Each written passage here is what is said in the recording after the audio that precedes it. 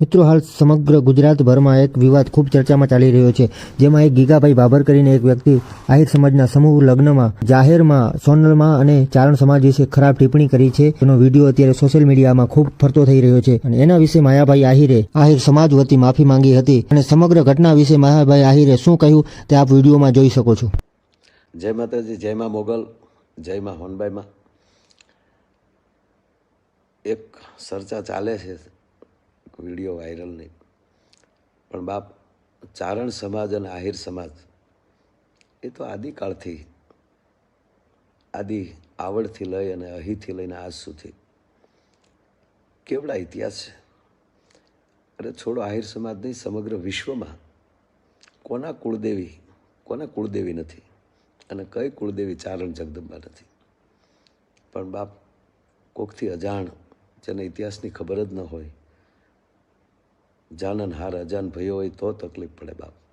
પણ જેને ખબર નથી ને બોલાઈ ગયું હોય, અને હું તો ઘણીવાર જાહેરમાં કહું છું કે નવઘરને ભાલે આ વરુડી ચારણ જગદંબા ન બેઠા હોત તો આપણે જાહલબેનને ન બચાવી શક્યા હોત.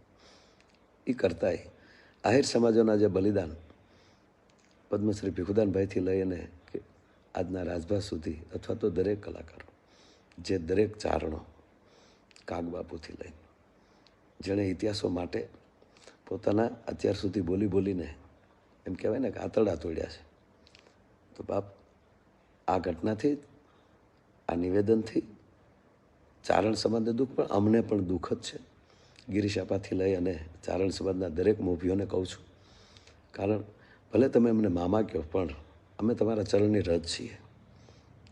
તો બીજું તો વધારે શું કહું, પણ કોઈને ઇતિહાસની ખબર ન હોય અને આ જ્યાં સમજ બારું હોય અને બોલાણું હોય, એને આપ ક્ષમા કરશો એવી હું સમસ્ત ચારણ સમાજને કરબતે પ્રાર્થના કરું છું.